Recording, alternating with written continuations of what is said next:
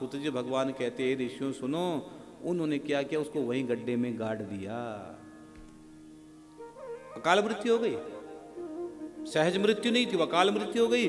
और अकाल मृत्यु होने के कारण लोग उनसे पूछते कि धुंधुकारी कहाँ गया, कि वो तो कमाने तो गया होगा, लालची है। और वो धुंधुकारी क्या बन गया, बहुत बड़ा प्रेत बन गया।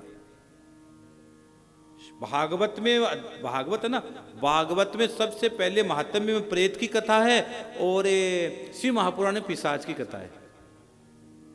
हाँ, वो बिंदुक नामक है ना, वो पिशाच बन गया था, वो शिव महापुराण की कथा है। वो पिशाच बना, उसकी शिव महापुराण से मुक्ति हुई है, और यहाँ ये प्रेत बना है, इसकी भागवत से मुक्ति होगी। ध्यान से सुनना कथा को, आप ध्यान से सुनना। तो अब गोकर्ण जी को पता लगा कि मेरे भाई की मृत्यु होगी, तो गोकर्ण जी उनके लिए क्या कर दिया, गया श्राद्ध कर दिया, गया श्राद्ध। अब एक दिन की बात है, गोकर्ण जी घर आए अपने, और जैसे गोकर्ण जी तीर्थाटन करते करते घर आए, तो रात्रि में सो रहे थे, तो सोते समय ये धुंधुकारी भयंकर प्रेत बनकर आया। और प्रेत बनकर आया, कभी हाथी के रूप में, कभी भैंसे के रूप में, कभी राजा के रूप में, कभी अग्नि के रूप में, रूप बदल बदल के आया। गोकर्ण जी ने पूछा, रे तू कौन है, तू प्रेत है, पिशाच है, राक्षस है, तू है क्या, और तेरी दुर्गति कैसी हो गई। ये पूछने पर धुंधुकारी जोर जोर से रोने लगा, लेकिन बोल नहीं पाया। क्यों नहीं बोल पाया, उसकी मृत्यु जलते हुए अंगारे करके की गई थी, वो बोल नहीं पाया, जोर जोर से रोने लगा। और वो इशारा करता है कि मेरा मुख सुई के समान है, मैं बोल नहीं सकता।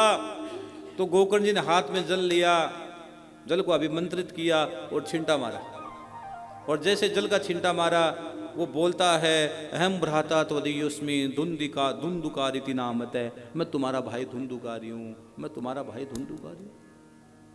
अरे तू धुंधुकारी, हाँ, तो तू प्रेत बनकर क्यों घूम रहा है, तेरी मुक्ति नहीं हुई, मैंने तो तेरे लिए गया श्राद्ध करवा दिया था। तो पता धुंधुकारी क्या कहता है, एक नहीं 100 गया श्राद्ध करवा देना, मेरी मुक्ति नहीं होगी। एक गया नहीं 100 गया करवा देना, मेरी मुक्ति नहीं होगी, मेरी मुक्ति नहीं हो सकती। क्यों नहीं हो सकती भाई, तूने गया श्राद्ध तो करवा दिया, यहाँ क्यों नहीं हो मुक्ति गया से।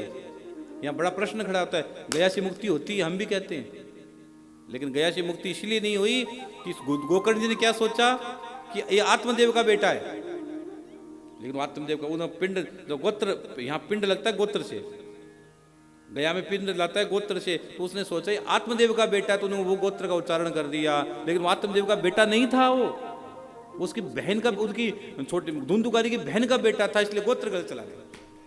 इसलिए गोत्र का बहुत बड़ा महत्व होता है, गोत्र का बहुत बड़ा महत्व होता है। हाँ, इसलिए हम आपको बोलते हैं कि आप कोई पूजा, हमें गोत्र भेजो, आप, गोत्र का बहुत बड़ा महत्व होता है। तो उन्होंने कहा कि भाई मेरी मुक्ति करो। रोने लगा धुंधुकारी जोर जोर से, प्रेत बनकर रो रहा है। और उन्होंने कहा भाई मेरी मुक्ति कैसी होगी, मेरी मुक्ति कैसी होगी।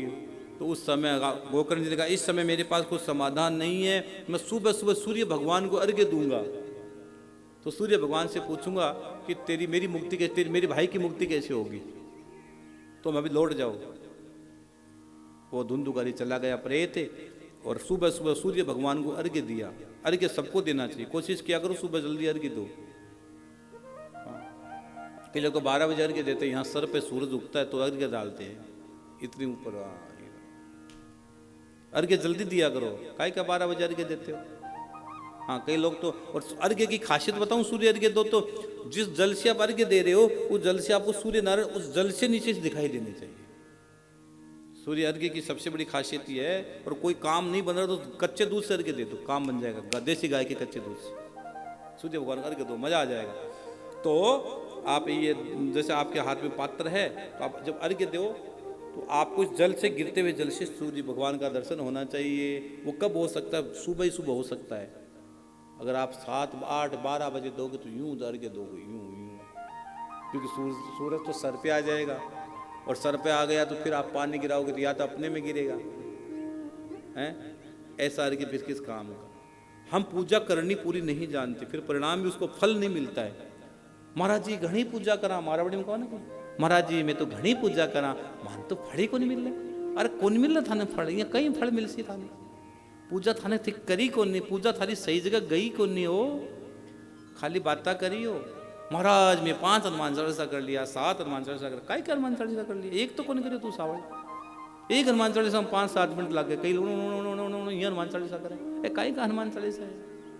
आदमी सबसे ज्यादा खुद ठगा जाता है, दूसरे को ठगने के चक्कर में खुद ठगा जाता है।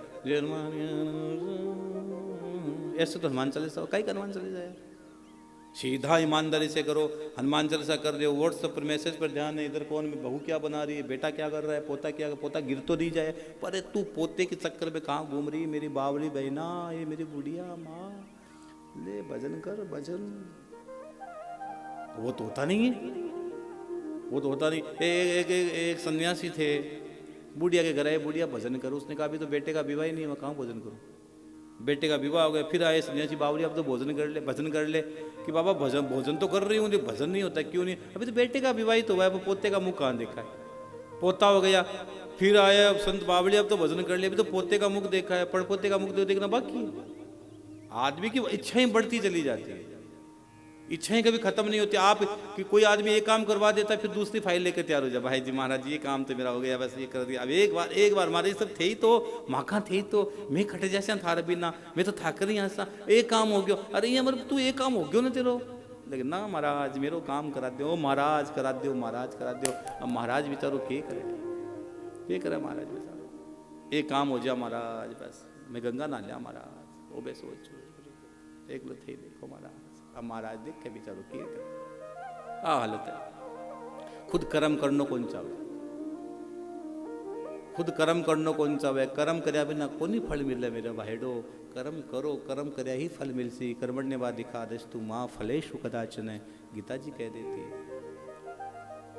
तो सूर्य भगवान को अर्घ्य दिया, और अर्घ्य दिया तो पूछा कि मेरी भाई की मुक्ति कैसे होगी, तो सूर्य नारायण भगवान कहते तेरी भाई की मुक्ति होगी श्रीमद् भागवतान मुक्ति सप्ताहे वाचनम गुरु, तेरे भाई की मुक्ति श्रीमद् भागवत कथा सुनकर हो जाएगी। प्रेत की मुक्ति है, ये मेरे शब्द नहीं है, ये भागवत में लिखे हुए शब्द है, ये सूर्य नारायण भगवान के शब्द है कि तेरी भाई की मुक्ति श्रीमद् भागवत से हो जाएगी। यह भागवत है।